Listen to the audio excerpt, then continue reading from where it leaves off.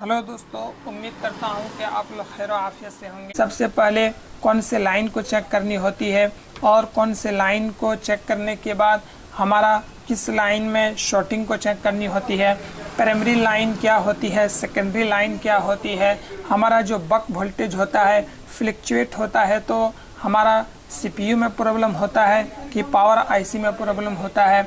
सारी चीज़ों को इस वीडियो में मैं बताने वाला हूं। अगर आप पूरा देख लेंगे तो डेड मोबाइल आपके शॉप से कोई भी मोबाइल रिपेयर हुए बगैर वापस नहीं जाएंगे। कई बार ऐसा होता है पावर आईसी को उठाकर रिवॉल्व करके लगाते हैं फिर भी सेट ऑन नहीं होता, सीपीयू को रिवॉल्व करके लगाने के बाद भी सेट ऑन नहीं होता है। तो आज मैं इस वीडियो में बताऊंगा कि हमें स्टेप बाय स्टेप कैसे चेक करनी है। स्टेप बाय स्टेप चेक करके ये समझ में भी हमें आएंगे कि हमारा पावर आईसी ख़राब है या सीपीयू ख़राब है। वीडियो शुरू करने से पहले मेरी आपसे एक रिक्वेस्ट है कि अगर आपने मेरे चैनल को सब्सक्राइब नहीं किए हैं तो चैनल को सब्सक्राइब करके नोटिफिकेशन को ऑन कर लीजिए, आपकी बड़ी मेहरबानी होगी। तो यहाँ पर जैसे मैंने डायग्राम बना रखा है और मैं आपको बोर्ड में भी दिखाऊँगा। जैसे यहाँ पर बोर्ड में जैसे मिसाल के तौर पर यहाँ पर कितने बक लगा हुआ है तो इसको एक बार गिन लेते हैं। यहाँ पर एक VS2 का बक लगा हुआ है और VS1 का है, बी प्रॉक का, मॉडम का और वी कोर का और एक VPA का है। तो VPA का जो हमारा वोल्टेज होता है, ये VPA का डेट से कोई मतलब नहीं होता है, मैं सब कुछ अभी बताने वाला हूँ। तो यहाँ पर 4, 5 और एक 6 जो हमारा बक होता है 6 लगा हुआ है इस बोर्ड में।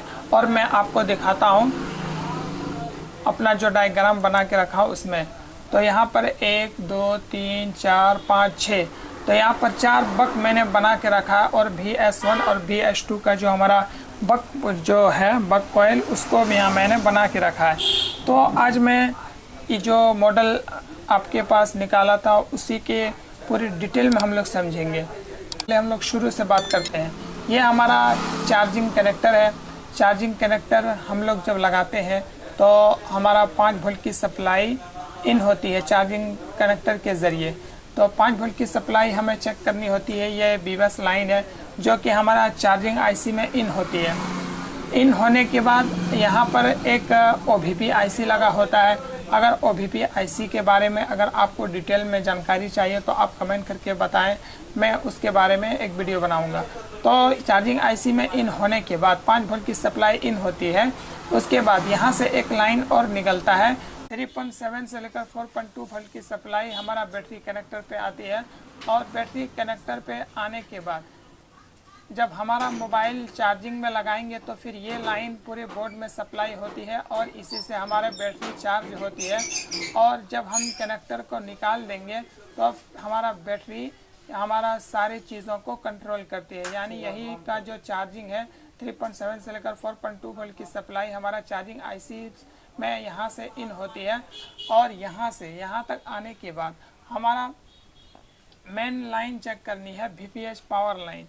VPH power line charging IC से हमारा जो बनता है वो 3.7 से लेकर 4.2 वोल्ट की सप्लाई ही बनती है। तो हमें क्या चेक करनी होती है, कई बार चार्जिंग आईसी से जो बीबेड लाइन बनती है और VPH पावर लाइन नहीं बनने से हम यहाँ से एक बीबेड लाइन में जंपर लगाने से भी हमारा मोबाइल कुछ देर के लिए ठीक हो जाता है। उसके बाद ये VPH पावर लाइन को चेक करना है 3.7 से लेकर 4.2 वोल्ट की सप्लाई अगर आपको यहाँ पर मिल जाए। उसके बाद पावर आईसी के पास ये लाइन जाकर के इन होती है। तो पावर आईसी जैसे बीच में एक लाइन गया है, इसको VPH पावर लाइन बोलते हैं। ये लाइन कहाँ कहाँ पर जाता है, ये 3.7 से लेकर 4.2 वोल्ट की सप्लाई इसको देखना है। तो यहाँ पर एक लाइट आईसी में इन हुआ है और ग्राफिक आईसी में और 4GPA पावर एम्पलीफायर में, LDO में आपका गया हुआ है ये line VPH power line. Audio PA में गया हुआ है, 2GPA में गया हुआ है, माइक सेक्शन में गया हुआ है, लाइट सेक्शन में गया हुआ है और आपका APT आईसी में गया हुआ है। तो 3.7 से लेकर 4.2 वोल्ट की सप्लाई आपका इतने जगह पर गया हुआ है। तो यहाँ पर जो हमारा VPH पावर लाइन जो ऑडियो आईसी लाइट आईसी में गया हुआ है, तो इन सारे को चेक करना आपके लिए बहुत ज़्यादा ज़रूरी नहीं है। अगर मोबाइल में शॉर्ट हो जाए, अभी तो मैं डेट के बारे में बता रहा हूँ। अगर आपके मोबाइल अगर शॉर्ट हो जाए तो शॉर्ट जब मोबाइल कंडीशन बन जाए तो उस वक्त आपका मोबाइल अगर फुल शॉर्ट हो, जैसे मिसाल के तौर पर आपका मोबाइल फुल शॉट हो, तो फुल शॉट में आपको जो चेक करना है वो चेक करना है प्राइमरी लाइन को, प्राइमरी लाइन को चेक करना है। और प्राइमरी लाइन कहते हैं जो पावर आईसी से पहले जो लाइन जो जाता है, हमारा लाइट आईसी, ग्राफिक आईसी, इन सारे लाइनों को प्राइमरी लाइन कहते हैं। तो शॉर्ट अगर आपका प्राइमरी लाइन में चेक करना है फुल शॉर्ट को, वरना आपको ये चेक करने की ज़रूरत नहीं है। अगर ये लाइन को नहीं चेक करनी है, उसके बाद सबसे पहले मैंने क्या बताया, बीबीएस लाइन को चेक करना है 1 नंबर में।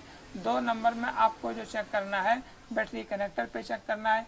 3 नंबर में आपको 3.7 से लेकर 4.2 वोल्ट की सप्लाई बीपीएस लाइन चेक करनी है। और उसके बाद अब आपको चौथा लाइन जो स्टेप है, चौथा स्टेप में आपको जो चेक करना है वो चेक करना है ऑन ऑफ की, यानी ऑन ऑफ बटन।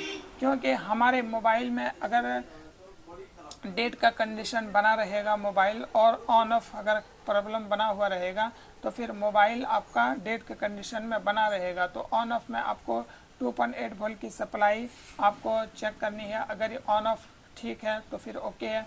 उसके बाद आपको चेक करना है 5 नंबर में ये क्रिस्टल जो यहाँ पर लगा हुआ है, इसको यहाँ पर एक तरफ से 1.8 वोल्ट की सप्लाई इसमें आता है जो कि पावर आईसी इन करता है इसमें, और 19.2 मेगाहर्ट्ज़ का ये क्रिस्टल लगा होता है। अगर ये क्रिस्टल ख़राब हो जाए या फिर ये 1.8 वोल्ट की सप्लाई अगर ब्रेक हो जाए तो फिर आपके मोबाइल में डेट का कंडीशन बना रहेगा। तो 5वें नंबर में क्रिस्टल को चेक करना है। उसके बाद पावर आईसी का ये लाइन दोनों ओके है। उसके बाद हम आपको जो चेक करना है वो चेक करना है, जैसे ही वीपीएस पावर लाइन 3.7 से लेकर 4.2 वोल्ट पावर आईसी को मिलता है, और पावर आईसी का इनपुट वोल्टेज जो होता है वो वीपीएस पावर लाइन ही बनता है।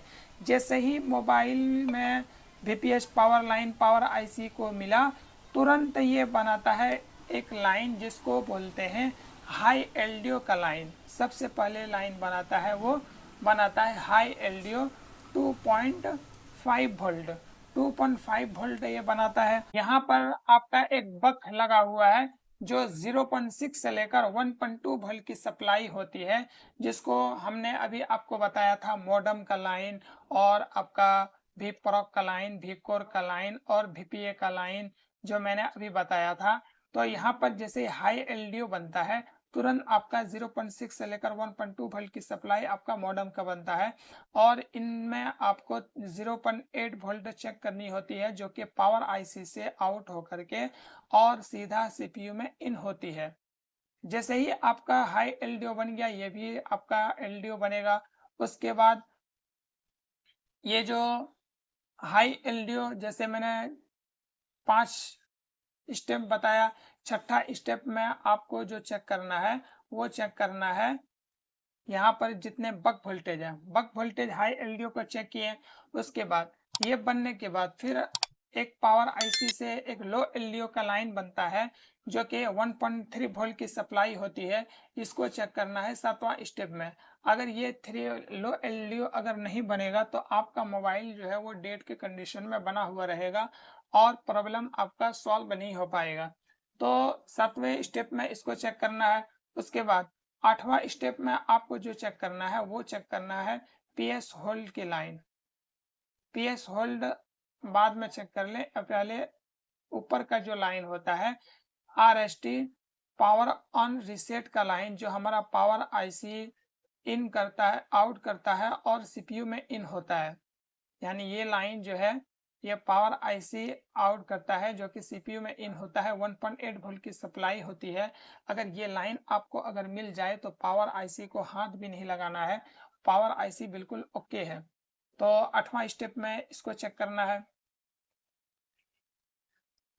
8वां स्टेप में इसको चेक करने के बाद आपका यहाँ पर एक लाइन है जो कि पीएस होल्ड के नाम पर ये लाइन है, जिसमें आपको 1.8 वोल्ट की सप्लाई आपको चेक करनी होती है। अगर ये लाइन आपको मिल जाए तो सीपीयू जो आपका है वो बिल्कुल ओके है। तो सीपीयू अगर ओके है तो सीपीयू को हाथ नहीं लगाना है बिल्कुल भी, इसलिए कि सीपीयू को अगर फिर रिवॉल्व करना शुरू कर देंगे तो मोबाइल में प्रॉब्लम सॉल्व होने की जगह और प्रॉब्लम बढ़ते जाएंगे। तो इस लाइन को चेक करना है। उसके बाद यहाँ पावर आईसी से जो लाइन है, यहाँ पर 4 लाइन है, इसे भी चेक करना है, जो कि 0.2 volt, 0.6 volt, 1.8 volt, 1.2 volt, 0.6 volt, 1.8 volt, 2.8 volt. इस लाइनों को एक एक करके चेक करना है। अगर ये लाइन भी आपका ब्रेक रहेगा तो आपका मोबाइल डेड के कंडीशन में बना रहेगा। तो मैंने जो अभी इतना स्टेप बताया, अगर इन सारे स्टेप के बारे में अगर आप सही से सुने होंगे और सही से अगर आप प्रैक्टिकली, अगर आपको इन, जैसे मैंने अभी यहाँ पर बताया, अगर आपको प्रैक्टिकल वीडियो अगर इसका चाहिए तो आप कमेंट करके बताएं।